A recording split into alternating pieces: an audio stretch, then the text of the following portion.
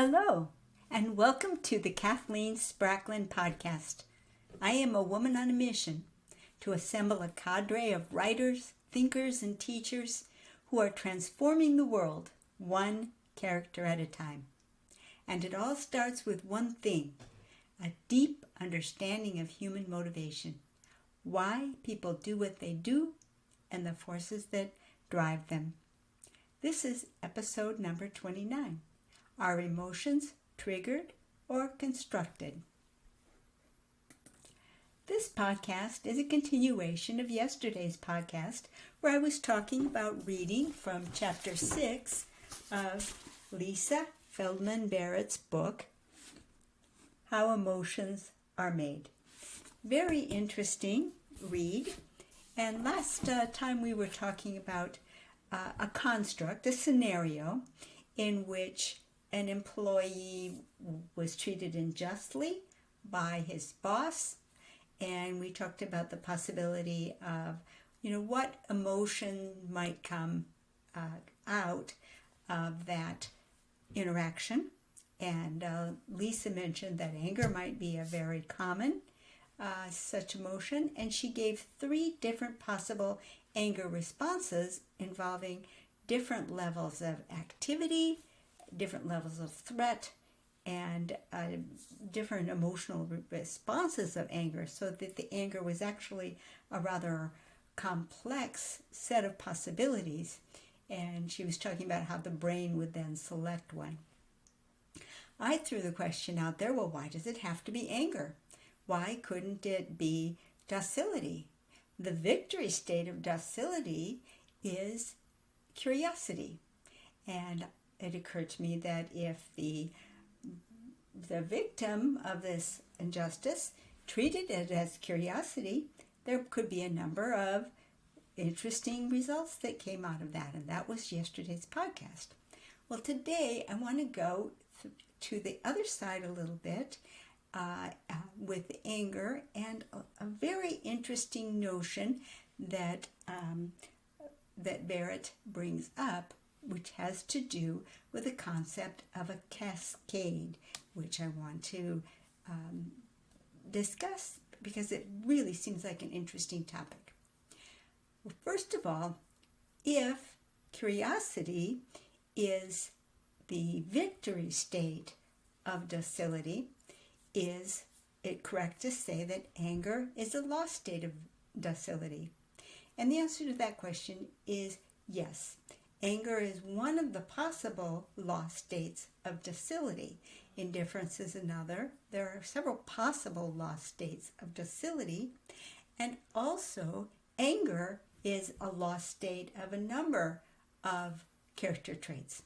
So anger can have many different sources, just as in the case of the construct in Lisa Feldman Barrett's book, and the anger in the response to the injustice could have many different outputs. So anger is really quite a complex phenomenon. The more nuanced phenomenon and the more specific phenomenon is curiosity, which is specifically the victory state of docility. So anger seems to be in some respects the more primitive, whereas curiosity appears to be the more advanced. Just on the surface, from the point of view of a fiction writer here, which I'm speaking from. Okay, so let's talk a little bit about this concept of a cascade, because she goes on to say that emotions come into play so swiftly, so quickly, that one might be tempted to think that they're triggered rather than constructed. And she points out that emotions begin through a phenomenon of neuroception, an area, the interoceptive network of the brain. It's really the whole brain is involved in it, and it's bringing back not an intellectualized word with its definition, it brings back a whole collection of responses and emotions all the way down to very, very fine details. And it all comes back in a cascade of responses that brings it back into the reality, much as if the whole thing was being experienced anew. It's a prediction because it's something that happens in the mind prior to the person actually enacting one of these anger responses. So it becomes one of the possibilities. Likewise, curiosity could also be one of those natural responses. The whole idea of a cascade is very interesting to me because there are several things that function in a cascade where it's as though the whole experience comes back in an instant. Well, it isn't really an instant. It's that they come flooding back at the low detail levels and then cascade into the recognition of what the verbal mind would call a concept. So the effect on the verbal mind is though it came into being in an instant, even though it did take a certain amount of time to construct it. But think also of a very non-emotional experience that is very, very similar. And I suspect that it's also a cascade, and I think it'll be something I'm going to be interested in reading about. And that has to do with the idea of when you have the experience where you forgot what I was going to say. In the middle of a conversation, forgot what I was going to say. And then something will happen. Oh, now I remember.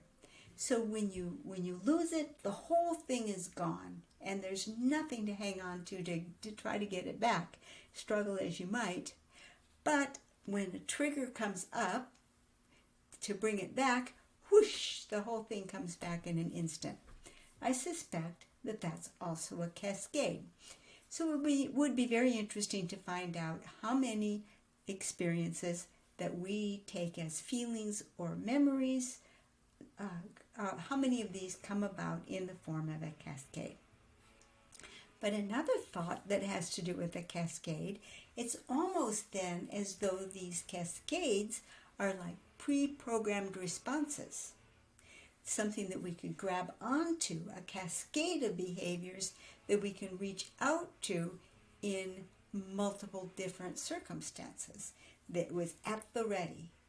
And I think that might be something where we would say that an individual was quick-tempered, or because that would imply that an anger response was at the ready. So naturally then, when you go all the way back to the philosophers who talk about the character traits being something that the thinking man can cultivate in himself to create an improvement, then could not the thinking man in the creation of responses practice responding with curiosity in events that might otherwise seem threatening or being passed over or being insulted? How many different ways could that be responded to with curiosity? And can we not then, by repeated practice, make that curiosity response the more likely response? It becomes a mechanism for training for an improved response. And in the exercise yesterday, it was easy to show that curiosity was a much more valuable, productive response than anger. So I think this whole concept is very rich, and I look forward to exploring it a little more. And I hope that you will explore it with me over the coming days. Talk to you tomorrow. Thanks. Bye-bye.